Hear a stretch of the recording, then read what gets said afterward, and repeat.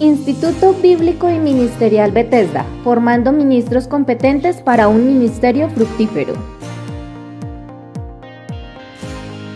Aún estás a tiempo de unirte a nuestro diplomado de estudios bíblicos y servicio ministerial. Solo sigue estos pasos. Primero, visita nuestra página web www.institutobiblicocmb.edu.co. Regístrate de manera rápida y sencilla. Segundo, nuestro equipo se comunicará contigo para programar una entrevista de manera personalizada, en la cual conoceremos tus metas ministeriales. Tercero, realiza el pago de tu matrícula y envía el comprobante al 322-325-4970. ¿Tienes alguna pregunta o deseas más información? Estamos aquí para ayudarte. Comunícate al 322-325-4970 o a través de nuestro correo diplomado@institutobiblicocmb.edu.co. ¡Anímate! Aún estás a tiempo. Bienvenidos a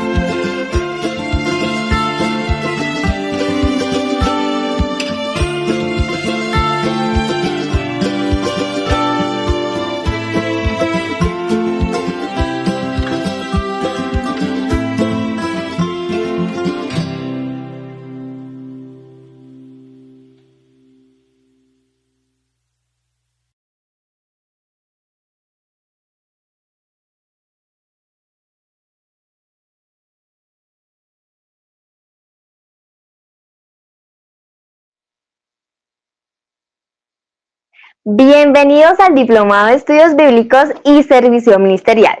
Hoy inauguramos la cuarta clase, la cuarta materia de este diplomado, la cual lleva por nombre Libros Históricos. Aprovechamos este momento para extender un saludo a todos nuestros estudiantes que nos acompañan desde distintas partes del mundo. Asimismo, extendemos un saludo especial a los oyentes de la cadena radial auténtica, a los televidentes de CMB Televisión y a todos aquellos que se conectan en nuestra plataforma en línea en @Instituto Bíblico CMB en Facebook y YouTube. Les recordamos que pueden interactuar con nosotros a través de nuestros canales de comunicación y plantear sus preguntas, las cuales serán abordadas al final de cada clase. Pueden escribirnos en nuestra línea de WhatsApp al número 322-325-4970. Me gustaría darles una breve introducción sobre la materia que iniciaremos el día de hoy. En esta materia se verá en forma específica el estudio de los contenidos de los libros históricos del Antiguo Testamento,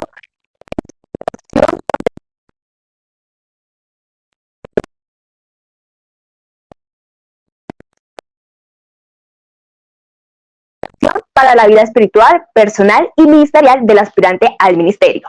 Nos complace presentar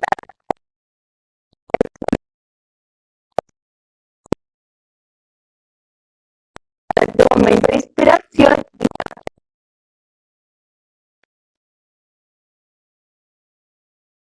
Para tomar apuntes. Bienvenido, maestro José. Muy grato. Gracias, Camila. Bueno, es muy grato estar en esta tarde originando en vivo desde el Instituto Bíblico y pues para tener esta materia con ustedes, libros históricos. Como lo decía Camila, pues un cordial saludo a todos los que nos sintonizan en todas las plataformas de Facebook, de YouTube, en el enlace de la cadena radial auténtica y en el canal CMB Televisión. Quiero también expresarles en esta hora que para nosotros es un privilegio poder enseñarles y vamos con la ayuda del Señor a lograr ese objetivo con todos ustedes. Así que le invito para que tenga su corazón dispuesto, su oído también a la palabra del Señor, que tenga allí pues todos los elementos y se disponga en este momento a orar juntamente conmigo para dar inicio a esta materia. Así que donde usted se encuentre, en medio de la situación donde se encuentre, el contexto donde usted esté, por favor, si puede hacerlo.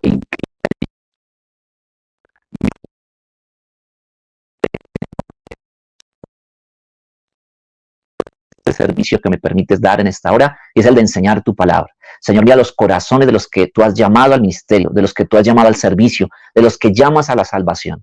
Te pido que por tu palabra, Señor de gloria, hoy les bendigas, les hagas crecer en su fe, les santifiques, aún les sanes. El que esté enfermo, sánale. El que necesite, Padre, de tu libertad, hoy, Señor, derrámala sobre cada uno de nosotros.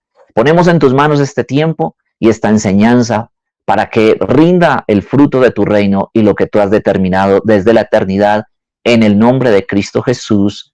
Amén y amén. Bueno, vamos entonces a entrar en materia, recordándoles que este es un diplomado en estudios bíblicos y servicios ministerial que lo está dirigiendo el Instituto Bíblico y Ministerial Bethesda. En esta ocasión tengo este privilegio de la materia de libros históricos. Así que todavía queda el momento, el espacio para que usted se pueda inscribir en caso de que no lo haya hecho. Allí en pantalla le estarán saliendo pues, los diferentes medios de contacto para que usted lo pueda hacer.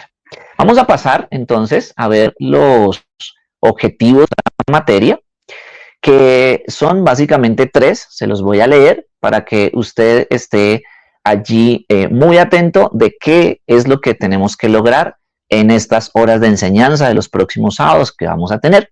El primer objetivo es estimular en el aspirante a ministerio un crecimiento espiritual profundo a través de la oración y estudio de los libros históricos, reconociendo su relevancia como parte integral de la palabra de Dios. Este objetivo es muy importante porque todo conocimiento que usted reciba de la palabra del Señor, usted lo deberá acompañar de oración. El estudio de la Escritura junto con la oración es lo que genera en su espíritu y en su corazón que usted aprenda y aplique el Evangelio, que es netamente muy práctico de acuerdo a lo que conocemos de la Escritura. Entonces, esto es lo primero. Usted debe desarrollar un profundo ejercicio de oración en el Señor, en el Espíritu, para que junto con el estudio bíblico usted pueda alcanzar el crecimiento que Dios quiere y poner en práctica lo aprendido. El segundo objetivo es relacionar el contenido de los libros históricos con el desarrollo práctico del ministerio, buscando extraer las lecciones y principios aplicables a situaciones y desafíos ministeriales contemporáneos. Es muy importante que no perdamos de vista que el Señor es vigente para todo tiempo. No importa en qué momento de la historia fue escrita la palabra, para el día de hoy tiene aplicabilidad y sigue vigente. Y cuanto más cuando hablamos del ejercicio ministerial o del servicio a Dios como tal. Hay un desarrollo acá, hay una cantidad de lecciones y de principios bíblicos, teológicos, espirituales y morales que todo hijo de Dios debería poner en práctica y cuanto más alguien que está llamado al ministerio. Como tercer objetivo tenemos desarrollar la capacidad del aspirante para identificar la acción divina en la historia del pueblo de Dios a través del tiempo, reconociendo la providencia de Dios, la gracia, la fidelidad de Dios que se manifiestan en los diferentes eventos históricos que se relatan en estos libros. De esta manera nosotros podemos conocer los atributos de Dios y conocer un poco más acerca de cómo Dios trata con el hombre y que como Dios no ha cambiado, como nos lo enseña también el libro de Hebreos, podemos nosotros también saber cómo comportarnos con el Señor. Porque el Señor, así como manifiesta el trato con sus escogidos, también lo manifiesta en este tiempo, en el sentido de que, como le venía diciendo, Dios no cambia, sus principios son inmutables, su palabra es inmutable. Así que de aquí podremos nosotros aprender no solamente las lecciones que veíamos en el objetivo anterior, sino que podamos nosotros aprender a conducirnos como corresponde. Entonces, en el segundo objetivo es identificar los principios, en nuestro tercer objetivo es conocer un poco más a Dios y de acuerdo a ello también ajustar nuestra manera de vivir, porque ya sabemos cómo Dios trata con sus escogidos. Con estos objetivos en mente, vamos a avanzar ahora a hacer una pequeña invitación acerca del módulo de estudio. Usted lo está viendo allí en pantalla. Este es el módulo de libros históricos que nosotros tenemos. Los estudiantes que pues ya han cumplido los procesos administrativos, pues ya tienen en su poder el módulo. Los que están allí pendientes les llegará oportunamente.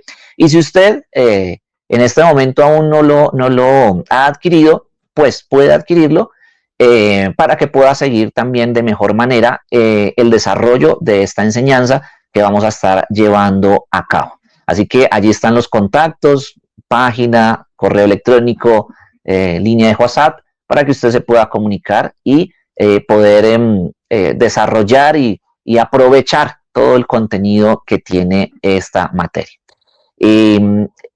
También es de recordar que esta enseñanza está abierta absolutamente para todos los que nos escuchen en todas las diferentes plataformas, así que lo principal es que usted tenga el corazón dispuesto, la palabra del Señor, ideal que tenga, pues como le decía, también su módulo, pero si no lo puede adquirir, no interesa. Estamos aquí en la presencia del Señor y si usted tiene allí la Biblia, es importante, indispensable que la tenga para...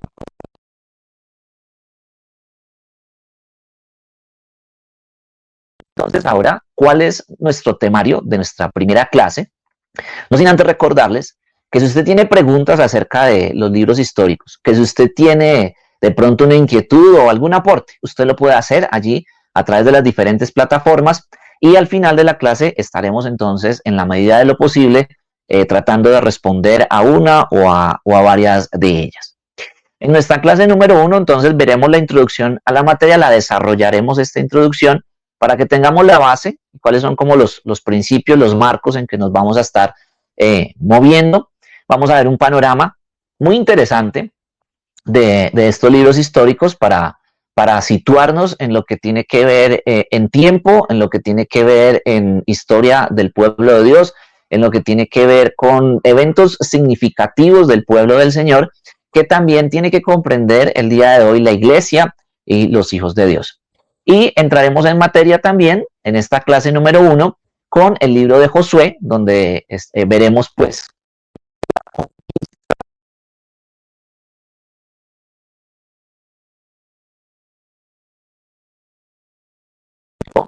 en reemplazo entonces de Moisés. Avanzando entonces con nuestra introducción, veremos entonces por lo menos 3 temas principales que tienen que ver con la introducción de los libros históricos. Lo primero es que la historia de Israel pues encierra un importante mensaje para la iglesia de hoy, y es que el plan de Dios triunfa por sobre todas las cosas, por encima de las vicisitudes que de pronto sufra su pueblo escogido, por encima de la oposición que pueda llegarse a presentar por los enemigos del pueblo de Dios. Y también el plan de Dios triunfa aún por encima del propio fracaso humano o, lastimosamente, también del pueblo de Dios. Es interesante que nosotros veamos cómo la Escritura va relatando la historia y no se esmera en ocultar ningún error, sino todo lo contrario. Muestra cuáles fueron los errores, los pecados, las iniquidades, las rebeliones del pueblo del Señor, para manifestar cómo Dios trata con ello, para manifestar cómo Dios permanece fiel a lo que promete y cómo trata Dios esa vicisitud y esa aparente contrariedad entre un Dios santo que ha prometido bendecir y alguien que ha recibido la promesa de esa bendición, pero peca. ¿Cómo Dios trata con ello? ¿Cómo Dios llega a ese hermoso y feliz término de la gracia, donde provee lo necesario para que aquel que recibe la bendición y la promesa esté en la condición de poderla ejercer y de poderla ver con sus ojos una vez Dios ha tratado con ese pecado y con esa iniquidad? Entonces veremos o eso es uno de los puntos y común denominador en todos los libros históricos que tenemos acá en la escritura. Como segunda parte de la introducción, los libros históricos, por clasificación y por estudio, inician en Josué y terminan con el libro de Esther. Estamos hablando de 12 libros de la escritura que usted encuentra en la Biblia, en las versiones que normalmente leemos dentro del pueblo que sigue a Cristo y que es bautizado en el nombre del Padre, del Hijo y del Espíritu Santo. Nosotros seguimos un orden de escritura. Bueno, hay varias traducciones y también versiones de la escritura, y normalmente la que nosotros seguimos, que es unas traducciones bastante fieles y bastante cercanas a los escritos que se han encontrado de la antigüedad, nos muestran el orden de estos 12 libros. Entonces, a partir de Josué, continuando con los jueces, posteriormente con Ruth, sigue con el primer y el segundo libro de Samuel, primer y segundo libro de Reyes, primer y segundo libro de Crónicas, para continuar con Esdras, Nehemías y terminar entonces en Esther. Esos son como pues los 12 libros. En estos libros, entonces, pues, como lo decíamos, inicia con Josué. Allí inicia la conquista de Canaán, que es la tierra que se le había prometido anteriormente a Abraham, y era tiempo de ir a poseerla. Entonces se nos narra todo esto, y se nos narra no solamente la conquista, sino cómo el pueblo de Israel se establece en estas tierras, cómo florecen como nación, y cómo tristemente también tienen una decadencia como nación. Dios trata con ellos, son exiliados, y posteriormente, gracias a la misericordia del Señor y el trato con su pueblo, empiezan a retornar nuevamente a parte de la tierra que les fue asignada y que una vez fue anteriormente conquistada. Como tercer punto importante en nuestra introducción, también veremos que estos libros nos relatan el cautiverio que tuvo lo que se conoce como el reino del sur, es decir, la parte de Judá, la parte donde estaba Jerusalén, a manos del imperio babilónico. Esto lo veremos mucho más adelante, pero es importante porque marca muchos de los acontecimientos que la iglesia tiene que tener presentes acerca de lo que pues, sucedió con el pueblo del Señor, pero también marcan algo de lo que va a suceder en el futuro. Entonces, muchas de las cosas que tienen que ver con los últimos tiempos están relacionadas con estos cautiverios, exilios y retornos a la tierra prometida o a la tierra que se le dio al pueblo escogido. Entonces, es bien interesante que si nosotros queremos entender mucho mejor los eventos del final, lo que se denomina la escatología sería la correcta interpretación, tengamos bases de los libros históricos, y nos va a dar un panorama mucho más claro para poder entender varios de los eventos y de los sucesos que van a ocurrir entonces en el final. También estos libros históricos pues nos cuentan básicamente un periodo, nos cuentan historia de un periodo de más o menos 1000 años, ¿sí? Que es desde la salida del pueblo de Israel de Egipto, salen de la esclavitud y posteriormente pues conquistan la tierra. Bueno, suceden todo lo que ya les venía comentando, y una vez ellos son exiliados y empiezan a retornar allí a Jerusalén, se considera un espacio de aproximadamente 1000 años. ¿Cuándo sale el pueblo de Israel? ¿Cuándo inician mejor la conquista allí de la tierra prometida? Más o menos estamos hablando del año 1425 antes de Cristo. Y el relato final del retorno del pueblo del Señor a Jerusalén está registrado en el libro de Nehemías, y estamos hablando del año 433, algunos lo clasifican en el 442 antes de Cristo aproximadamente, Esas son como las fechas cercanas, los rangos de tiempo que se manejan. Entonces estamos hablando aproximadamente entonces de 1000 años de historia. Entonces espero que usted se encuentre muy atento porque en estas 8 clases, vamos a estudiar 1000 años de historia del pueblo del Señor. Y vamos a sacar de allí, a extractar toda la riqueza que va a hacer que nosotros nos desarrollemos fe, anhelemos más del Señor, nos dispongamos para ser transformados en nuestro carácter, en nuestro diario vivir, y podamos también ofrecerle al Señor un servicio eficaz que genere a su vez el fruto o los frutos del reino de Dios. Avanzaremos entonces ahora a nuestro panorama de estos libros históricos y hemos preparado una línea de tiempo que espero que usted pueda analizar, espero que usted pueda estudiar con detenimiento, porque aquí está condensado esos 1000 años que le decía, son 1000 años de gran historia, y usted encuentra allí unas fechas, unos años importantes que tenemos que tener nosotros en cuenta. Entonces, 1440 antes de Cristo, estamos hablando de ese tiempo en donde el pueblo del Señor está terminando sus 40 años de disciplina en el desierto, donde un viaje que hubiese podido ser más corto para conquistar la tierra, a causa de la rebelión, a causa de la desobediencia, pues no fue posible y tuvieron que tardar 40 años dando vueltas allí en el desierto. Veían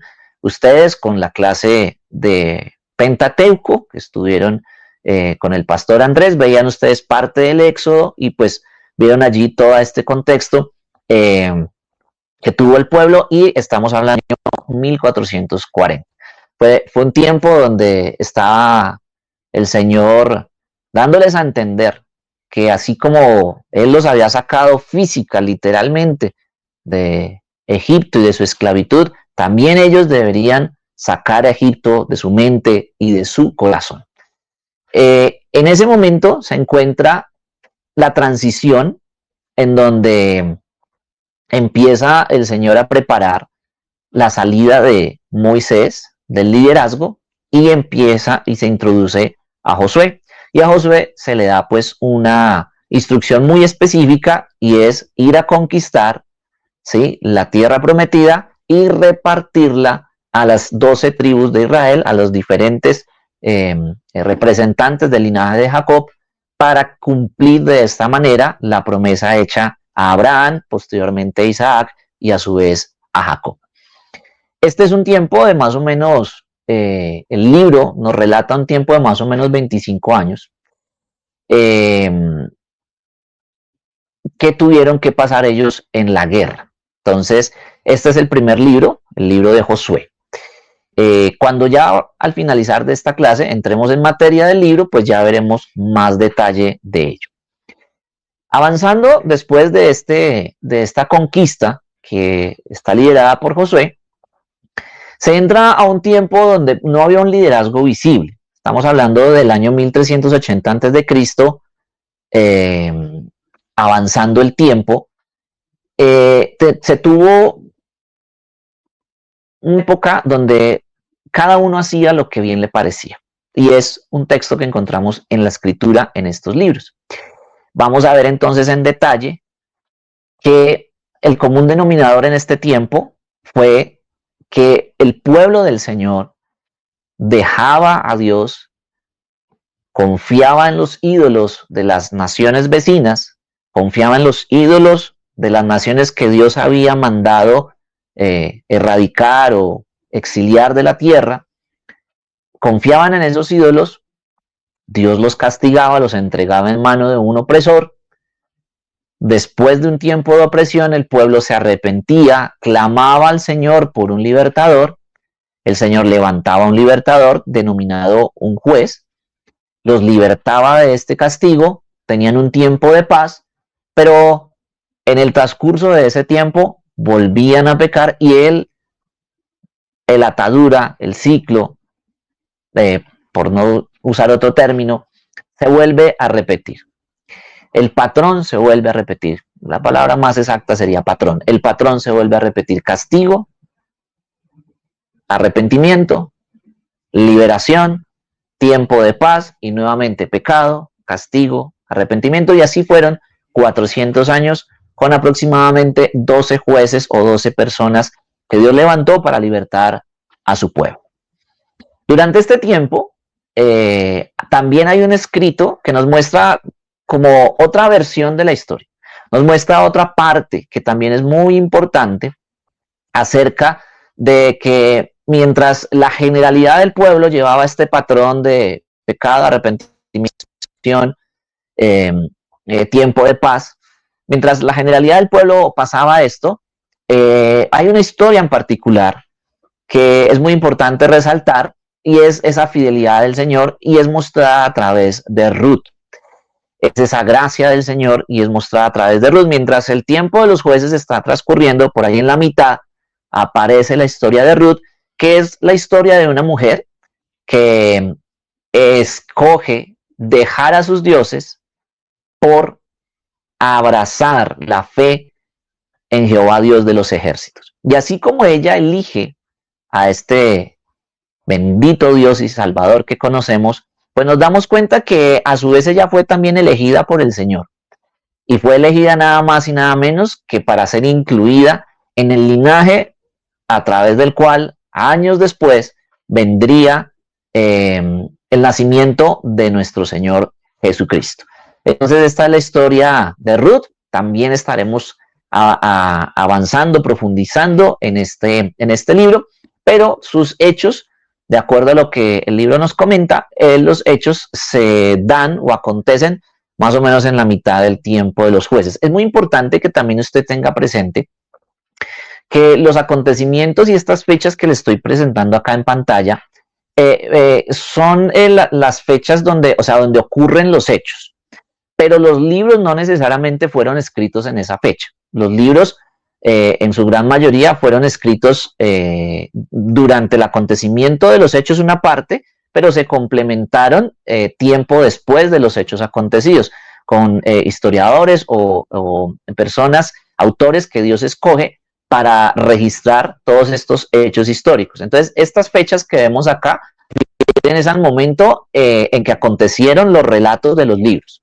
pero los libros en su gran mayoría fueron escritos un tiempo después, y algunos durante el mismo momento en que se daban los hechos. Sin embargo, tenemos testimonio en varios de los libros donde los autores fueron testigos y presenciaron varios de los hechos que nos están narrando, pero ese registro y esa escritura se hace tiempo un poco después de lo acontecido. Sin embargo, esto nos da a entender que podemos confiar en que esta palabra es inspirada del Señor, porque testigos de los que vieron, de los que estuvieron allí en los hechos, fueron quienes escribieron, y estos libros están en completa concordancia con el resto de la escritura. Usted encuentra cómo en el Nuevo Testamento el Señor Jesús se refiere a los salmos, se refiere a los profetas, a Elías, a Eliseo, se refiere a Isaías, se refiere a varios de los eventos que ocurren durante este tiempo de los libros históricos. En Hebreos vemos cómo nombran aún a los jueces también. Entonces hay una total coherencia, una total concordancia de estos libros, pero pues sí hay que tener presente esa diferencia en las fechas que le acabo de comentar. Avanzamos entonces en nuestro panorama y tenemos el primer libro de Samuel. Acá quiero hacerle esta salvedad, y es que estamos viendo libros, y es muy importante que usted se refiera a ellos como tal, como libros. Es decir, que cuando de pronto usted escucha a alguien diciendo primera de Samuel, segunda de Samuel, de pronto no es significativo, pero en el fondo sí es significativo, porque una cosa es una carta, una epístola, un lenguaje epistolar, y algo muy diferente es un libro. Este es un libro. Por lo tanto, la manera en que nosotros, como hijos de Dios, como estudiosos de la Escritura y respetuosos también de la Escritura, respetando la Escritura, diremos como corresponde. Este es un libro, entonces diremos primer libro de Samuel, segundo libro de Samuel, primer libro de Reyes, segundo libro de Reyes, primer libro de Crónicas, segundo libro de Crónicas. Es un paréntesis allí, pero se lo hago más por inspirar el respeto en el manejo de la Escritura, porque así nos lo enseña también en en el Nuevo Testamento de que el hombre de Dios, de que el obrero debe procurar presentarse a Dios aprobado, que use bien de la palabra de verdad. Y usar bien de la palabra de verdad es respetarla y es estudiarla con amor y con aplicación, y eso hace parte. En el primer libro de Samuel tenemos entonces nosotros la historia del último juez y el ascenso, o la transición más bien, de la teocracia a la monarquía. Este libro nos relata cómo el último juez, que fue Samuel, tiene que afrontar esa transición donde el pueblo definitivamente dice queremos un rey, y desechan a Dios. Entonces por eso decimos que es una transición entre la teocracia, que es Dios gobernando, a la monarquía, que es un hombre o un rey gobernando. Una vez se da esa transición, el libro nos sigue relatando acerca de los dos primeros reyes que tuvo el pueblo de Israel, es decir, Saúl y David, y cómo Samuel, como último juez que estuvo en esta época, tuvo el mandato del Señor, la comisión por parte de Dios de ungir a esos dos primeros reyes, tanto a Saúl como a David. Entonces, todos los escritos de este libro pues nos van a relatar acerca de estos temas, y cuando estemos viendo este libro, entonces profundizaremos en ello. Cuando se termina el relato del libro de Samuel, estamos más o menos situados en el año 1010 antes de Cristo. Recordemos que cuando hablamos de los años antes de Cristo, de pronto alguien está ahí como preguntándose, podría ser la situación de decir, bueno, ¿por qué los años no aumentan sino que como que disminuyen? Entonces es porque estamos hablando de una época antes de Cristo. Después de Cristo, las edades y los años se miden en aumento. El año 0, el año 100, el 200, el 300, hasta la actualidad 2023. Pero cuando estamos hablando de antes de Cristo, entre más antiguo es un número más grande, ¿sí? Por decirlo de alguna manera, y entre más nos acercamos al año 0, entonces el tiempo o los años van disminuyendo. Por ese motivo usted encuentra que es más antiguo Josué, 1380 antes de Cristo, ¿cierto? Y es más reciente, primer libro de Samuel, donde vamos, que ya estamos en el año 1010. Posterior a ello, encontramos el relato del segundo libro de Samuel, en donde acá la historia nos empieza a relatar acerca de cómo la monarquía o el reinado empieza a florecer una vez David es puesto como rey. Es decir, pues Saúl lastimosamente pues es quitado, es desechado por el Señor a causa de su desobediencia, de su obstinación y de su rebelión, y es colocado David, y empezamos a ver cómo empieza a florecer el reino, y nos comenta hasta el nacimiento de uno de sus hijos, que iba a ser posteriormente su sucesor, que es Salomón. Aunque pues David tuvo más hijos, pero sobre Salomón recae entonces la promesa y continuar con el reinado. Posteriormente nosotros vemos el primer libro de Reyes, donde nos sigue contando acerca de cómo es el reino hebreo, el reino del pueblo de Dios, pero es un reino unido, donde todas las tribus están unidas. Salomón entra ya a ejercer, David ya ha dejado esta tierra, y Salomón empieza a ejercer el mandato del Señor. Sin embargo, en el capítulo número 11 veremos cómo el reino empieza a dividirse a causa del pecado de David.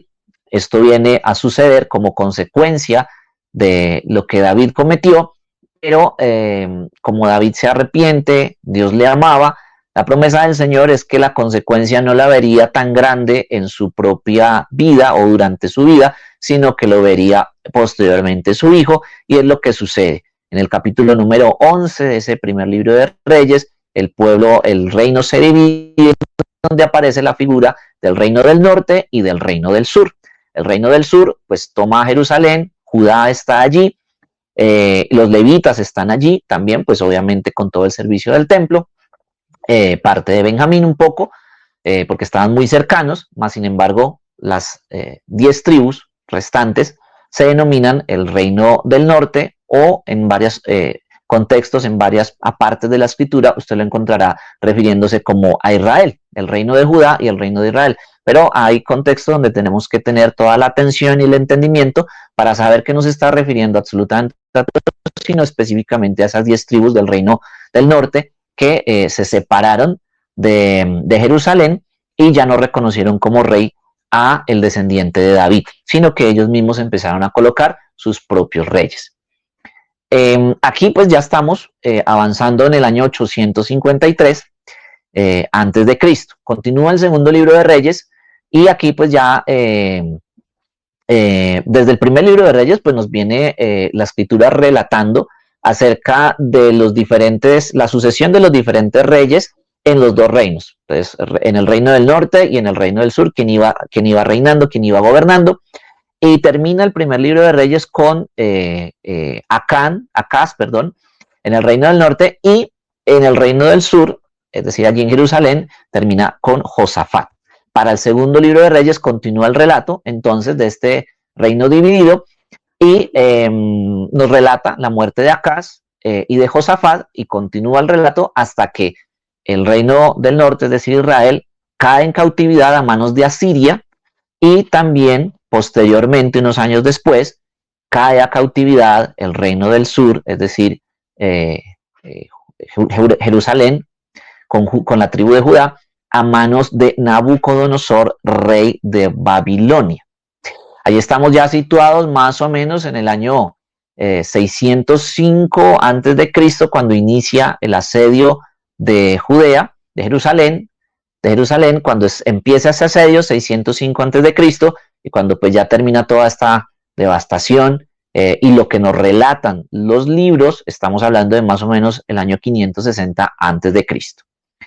Paralelo a esto que estamos viendo acá, de este segundo libro de Samuel, primero y segundo libro de Reyes, paralelo a ello nosotros tenemos ahora el primer libro de Crónicas. El primer libro de Crónicas es un relato paralelo del segundo libro de Samuel.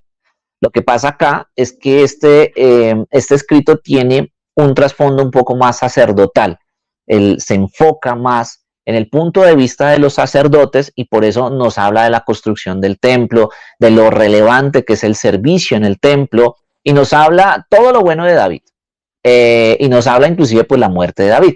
Mas no se refiere casi, o no nombra de manera detallada el pecado que cometió David, porque aquí el foco en este primer libro de Crónicas es relatar desde el punto de vista sacerdotal todo lo que tiene que ver con el servicio a Dios, que para esta época el epicentro era el templo. Entonces, cómo eran los servicios, cómo se organizaban los levitas, cómo se organizaban los sacerdotes, los cantores, el sumo sacerdote, cómo era la labor que se hacía para el Señor.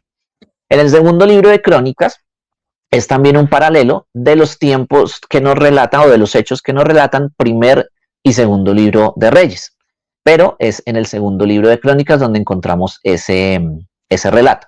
Acá nos están nombrando, o se enfocan, nos dan mucho más detalle de la historia de Judá, ¿sí? Del reinado de Salomón, y se extiende en la historia, o sea, nos habla del exilio y nos habla aún del decreto de Ciro, al cual también hace referencia Isaías 45.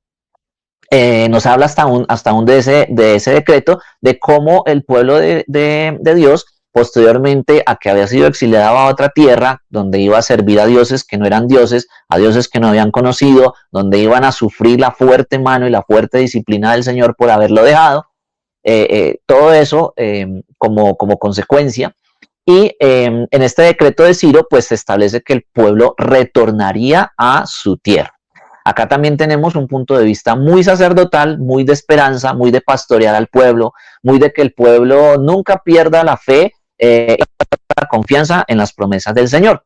Y también, pues, nos da, hay un punto como relevante acá, y es que, curiosamente, o particularmente más bien, aquí no se habla mucho de el profeta Elías ni del profeta Eliseo, sabiendo que en primer libro de Reyes y parte del segundo sí nos habla de estos dos profetas. En el segundo libro de Crónicas no encontramos casi el relato de ellos o detalles de ellos. Sin embargo, pues el resto de hechos sí se considera como un paralelo.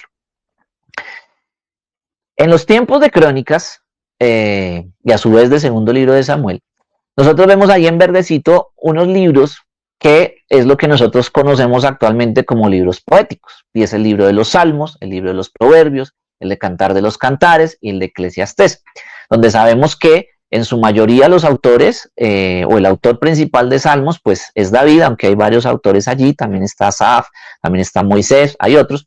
En el libro de Proverbios, pues encontramos en su gran mayoría al rey Salomón, a su vez como en Cantares y en Eclesiastés.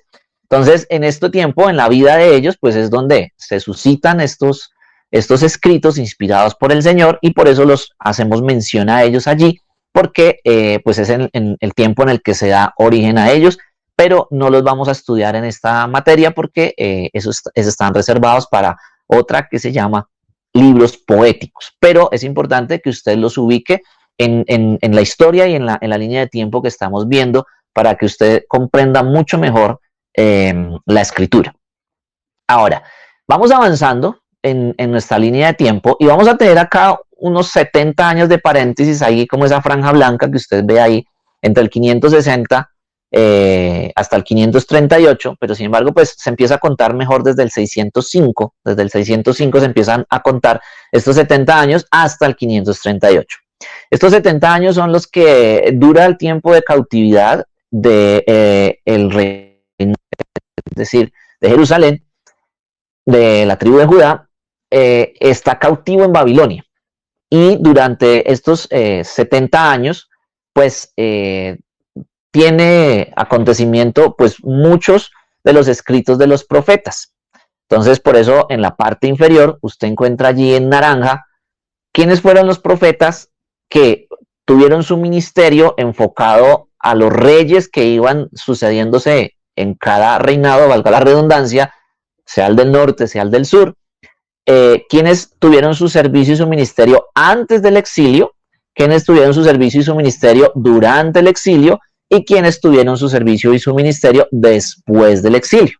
Entonces, ¿esto para qué? Para que cuando usted esté estudiando libros de profetas, profetas mayores y profetas menores, pues usted también entienda a qué reyes era que se estaban refiriendo los profetas, a quienes ellos dirigían su mensaje, y usted tenga el contexto de qué estaba viviendo el pueblo que recibía el mensaje de estos profetas.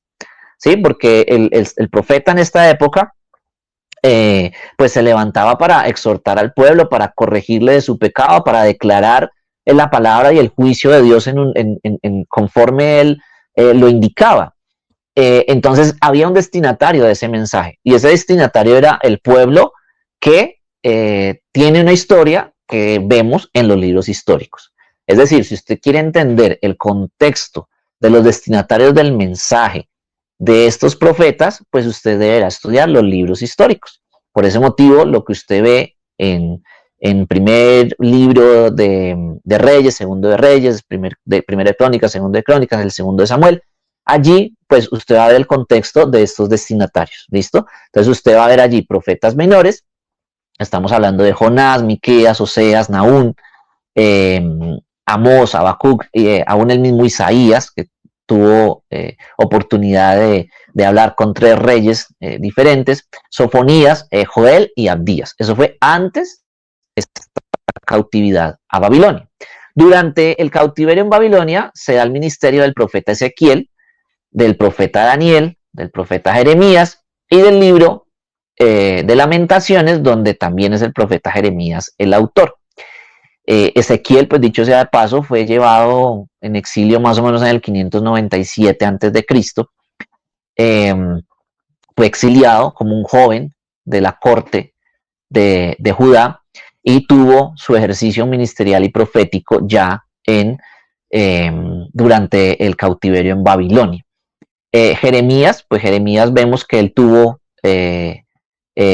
justo antes del año 605, justo para esos días, un poquito por ahí por esa época, cuando ya estaba por declinar completamente el reino en Jerusalén, allí ya estaba Jeremías ejerciendo allí el ministerio junto con Baruch, que era como su secretario personal, y tuvo el profeta Jeremías su ministerio allí cuando justo va terminando la monarquía de Israel y empieza el cautiverio fuerte con Nabucodonosor, y está allí durante el cautiverio, y estaba allí llevando esperanza.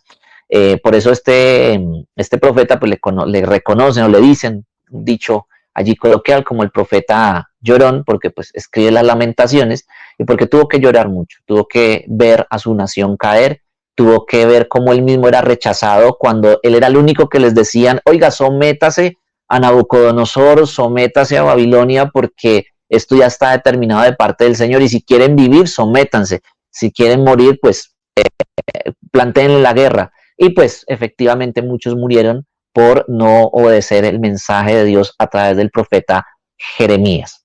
Posteriormente tenemos el ministerio del profeta Ageo, profeta Zacarías y profeta Malaquías. Ellos ejercen ya después del cautiverio, es decir, después de que el pueblo ha retornado a Jerusalén. Y nos enfocamos específicamente en la tribu de Judá, ¿sí? Aunque varios de los judíos de diferentes tribus, pues probablemente estuvieron allí, en su gran mayoría nos referimos a Judá, porque las otras 10 tribus, al caer en el 722 a.C., bueno, aquí no aparece en esa fecha, pero la puede tener usted allí, en el 722 a.C., que cae el reino del norte, pues ellos no es que se hayan ido del todo de tierra, sino que la estrategia militar y de invasión de Asiria era que ellos ponían a los pueblos que dominaban, los ponían a tributar, les respetaban supuestamente sus dioses, pero también les incluían los de ellos, sus estatuas, sus ídolos, y dioses con D minúscula, y mezclaban a la nación. Es decir, que lo que hacían era que de los mismos asirios tomaban mujeres del pueblo dominado y empezaban a engendrarles hijos para mezclar la raza, de tal manera que de alguna manera, en el corto tiempo, en la siguiente generación o las siguientes 2 generaciones, desapareciese de alguna manera la nación dominada y solamente quedara la simiente de Asiria que estaba dominando. Esa era una de las estrategias, y esto sucede con parte de esas 10 tribus, con parte de Israel, y de allí nace una mezcla que es lo que posteriormente nosotros vamos a reconocer como los samaritanos. Entonces, de allí viene esa reclamo o esa diferencia que le hacen los de Jerusalén, los de Judá, a los samaritanos, de alguna manera echándoles en cara de que ellos se habían mezclado, de que ya no eran linaje puro del Señor, y que ellos, al contrario, a pesar de haber ido a Babilonia, mantuvieron su linaje en gran medida. Entonces, estos datos para que usted los tenga pendientes, y de esta manera también puedan entender muchos de los relatos del Evangelio y muchas de las acciones que hizo el Señor Jesucristo al caminar por Samaria, al hablar con esta mujer por allí en Juan capítulo número 4, al hablar con ella y decirle, venga, ¿dónde está su marido? Cómo adorar. Y es donde él da esta gran enseñanza, esta gran lección para todos nosotros, donde él le dice que era la hora donde el Padre estaba buscando adoradores en espíritu y en verdad. Y estaba hablando con una samaritana, y por eso el Evangelio nos da bastantes datos y empieza a darnos esos detalles indicando dónde estaba el Señor y el origen de esta mujer. Y mire hasta dónde nos remonta esto para saber por qué es relevante en ese relato bíblico del Evangelio esa parte. Bueno, para ya terminar con nuestra línea histórica, vamos a dar unos datos finales para poder entrar ya en materia con Josué. En el libro de Esdras, que es el que sigue posteriormente cuando ya se están devolviendo para Jerusalén, Esdras es un sacerdote quien Dios lo envía para poder restaurar a Judá, para poder restaurar en Jerusalén, y poder como primera medida restaurar el culto y el templo. Entonces este es como el primer retorno. O sea, dicho sea de paso, el exilio, me voy a referir en este momento solamente a lo que pasa con Judá, con la invasión de Nabucodonosor a Jerusalén. Ellos son exiliados en 3 grupos. En el 605 empieza una campaña que hace Nabucodonosor contra Egipto.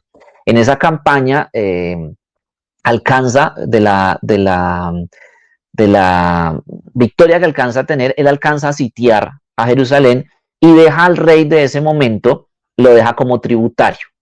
Y él se va nuevamente para Babilonia. Pero pasado el tiempo, este rey de Judá, él declina y él dice, no le voy a tributar más a Nabucodonosor y voy a hacer nuevamente alianza con Egipto para que Egipto nos defienda. Y esto es lo que Jeremías le reclama y le dice, sométase a Nabucodonosor. Este rey no lo hace. Entonces retorna nuevamente Nabucodonosor. Esto es para el año 597 y ahí es donde ya se lleva a gran parte del pueblo, donde se lleva los de la corte, se lleva a los hijos del rey, se lleva al rey y se lleva bastante gente. Esto fue en el 597. Entonces empieza en el 605 con un sitiamiento, después 597 y posteriormente pasa allí un tiempo, unos años, y el retorno ya en el 583 más o menos, o un poco más cercano al 587, perdón, y allí ya lo que sucede es que ahí sí se invade Jerusalén, ahí sí ya se destruye la muralla, se destruye el templo, bueno, en fin, ya toda una invasión total, y ya es un exilio completo. Pero cuando llega el tiempo de Esdras, entonces también hay 3 grupos. Entonces el primero va con Esdras y se va a la reconstrucción del culto. El segundo va con Zorobabel, después hablaremos de él, de Zorobabel, y ellos van a reconstruir el templo. Por eso Ageo, el profeta Ageo, está allí diciéndole, animando la construcción del templo, con Ageo y con Zacarías. Y el tercer grupo sale con Nehemías para Jerusalén, y con este grupo se reconstruye se reconstruyen las murallas de Jerusalén. Entonces, es muy hermoso esto, y cuando estemos viendo estos libros, pues ya veremos el detalle. En la mitad de los acontecimientos de Esdras Nehemías, se da entonces la historia de Esther, que es pues lo que ustedes conocen en Susa, capital del reino, y cómo Esther es usada para la liberación de los judíos, derivado de que Amán, enemigo del pueblo del Señor, quería exterminarlos, pero hay un ayuno allí nacional, un ayuno con propósito, y el Señor volteó la situación, y lo que se esperaba que le sucediera al pueblo escogido, sucedió lo contrario, y le sucedió a los enemigos del Señor. Y esto sucede allí con Esther y con Mardoqueo. Con esto tenemos entonces nuestro panorama. Creo que por tiempo, el día de hoy no alcanzamos a entrar a Josué, pero sí les quiero dejar allí proyectada por lo menos la primera parte de nuestro tema, que es el título del libro de Josué, el tema, la paternidad, los destinatarios, el versículo clave, cuál es el propósito. Y en nuestra próxima clase entonces estaremos trabajando en ello. No se les olvide ir adelantando, por favor, sus actividades. También se las voy a dejar acá proyectadas. Ustedes pueden ir desarrollando el taller de la lección número 1, número 2 y subirlo allí a la plataforma. Y en 8 días, si el Señor Jesucristo nos da licencia, entonces estaremos desarrollando este libro. De pronto hoy me extendí un poquito, pero pues es la base para toda la materia. En la próxima vamos a avanzar bastante con el tema. Espero que haya sido de mucha bendición para todos ustedes y que Dios les bendiga, Dios les guarde.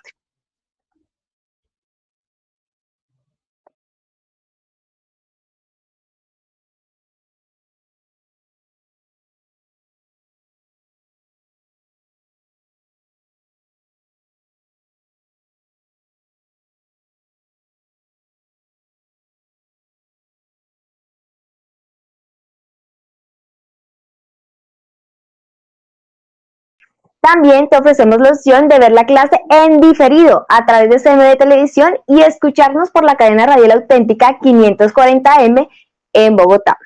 Los días jueves de 2 a 3 de la tarde, en Villavicencio los domingos de 6 a 7 p.m. En Cali y Manizales los días viernes de 12 a.m. a 1 p.m. hora local. Si te encuentras en una ciudad donde se transmiten nuestras emisoras de la cadena radial auténtica, te recomendamos estar atento a la programación de los programas diferidos y visitar nuestra página web www.institutobiblicocmb.edu.com/diplomado. Para todos nuestros estudiantes que han elegido la modalidad a distancias, les recomendamos que desarrollen las actividades en las fechas establecidas en su plan de curso. Ya para la próxima clase tienen una tarea para hacer. Esas tareas las encuentran en su módulo de estudio y les pueden enviar su trabajo al WhatsApp al número 322-325-4970. Aquellos que han optado por la modalidad virtual pueden ingresar a nuestra aula del Instituto Bíblico y consultar su módulo de estudio para realizar todas las actividades asignadas. Recuerden que aún están a tiempo de inscribirse en el Diplomado de Estudios Bíblicos y Servicio Ministerial. Si desean obtener más información, se pueden comunicar con nosotros a los números que están apareciendo en pantalla o a través de nuestro correo electrónico. Nos despedimos por el momento, pero esperamos volvernos a reunir en nuestra próxima emisión. Queremos animarles a que pongan en práctica todo lo aprendido el día de hoy. Dios les bendiga. Instituto Bíblico y Ministerial Bethesda, formando ministros competentes para un ministerio fructífero.